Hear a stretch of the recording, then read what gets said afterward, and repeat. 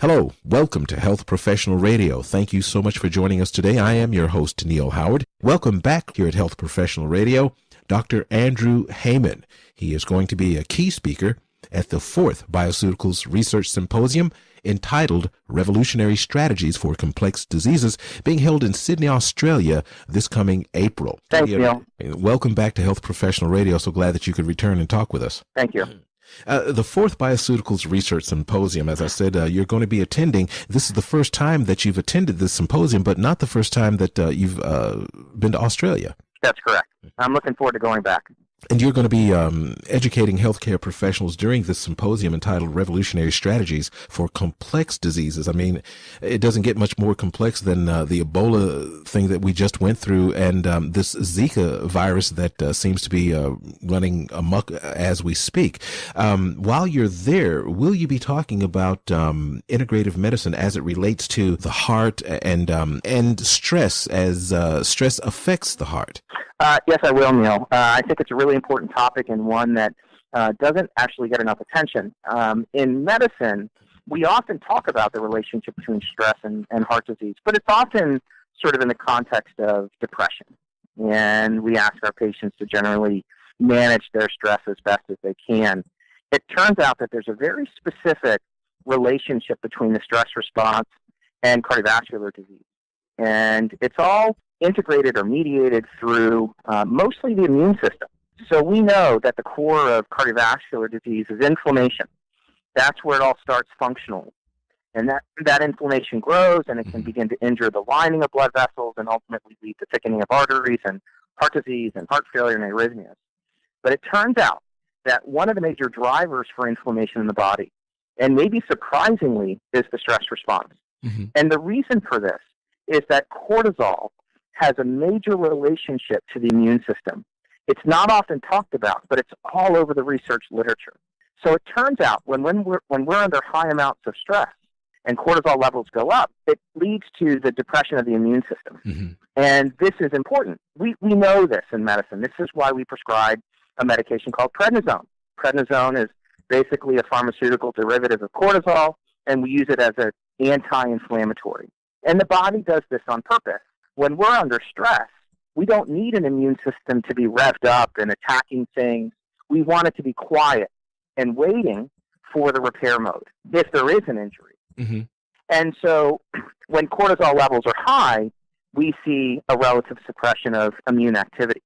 With that being said, the real problem comes when people have injured their stress response. And unfortunately, that happens a lot. We live in a very stressful world, and one in which it's unfortunately too easy to damage or injure the integrity of the stress response, and many people can end up with low levels of cortisol. Talk just a bit about how you would injure your stress response. Are we talking a physical injury, or are we talking improper or excessive use or underuse? How exactly do you injure that response? Neal, it's an excellent question, and actually the mechanisms have been pretty well worked out. And so when you look at the relationship of cortisol to different areas of the body, one of the most important is to the brain. And it turns out that there's a certain area of the brain in particular that has the highest levels of cortisol receptors. But it's an area of the brain that we don't often hear about. It's called the hippocampus. Mm-hmm. And the hippocampus has a concentration of cortisol receptors that far surpasses any other area of the brain. And the reason for this is that the hippocampus acts as the circuit breaker for the stress response. If you saturate the hippocampus in high levels of cortisol, either as an overwhelming event or ongoing stress, we first see the hippocampus begin to swell and commit to hyperactivity, and that in turn creates changes in other areas of the brain, and the brain senses this. Mm-hmm. But if you continue to saturate the hippocampus, it begins to shrivel and shrink and die. This is called atrophy.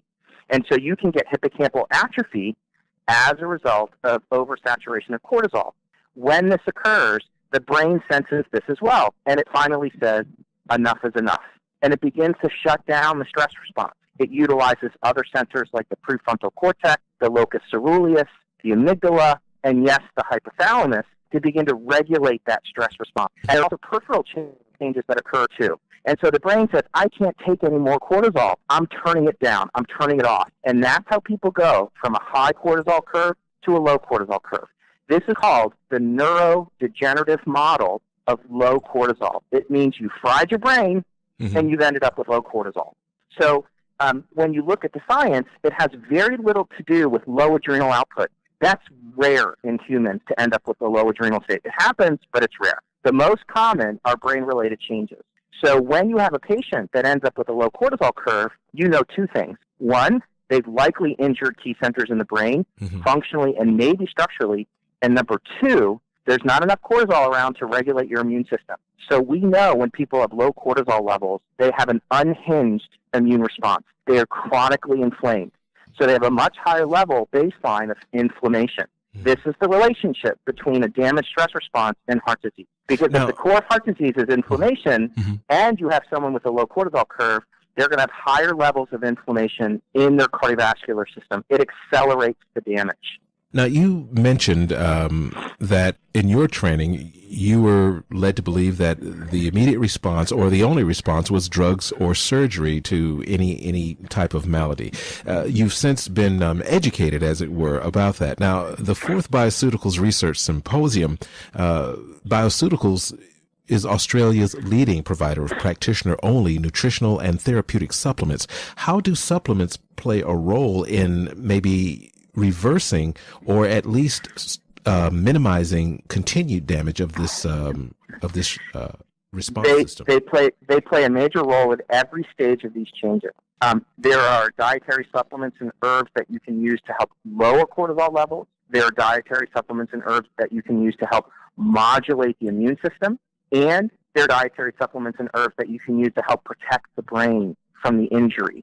And finally, the area that I'm most interested in is once all of that has happened and I have identified a patient that has injured their stress response, they have a low cortisol curve, we've done our brain imaging studies and we've seen the damage, what's available to us to help repair the brain? The question is, can we get it back? This is called neuroregeneration. And it turns out, absolutely, there are some things that you can do. And interestingly, there are very few pharmaceuticals that can induce a regenerative response in the brain. But it turns out that probably the most likely area where there are compounds that stimulate brain repair, they're coming out of the natural world. So this is a really hot topic.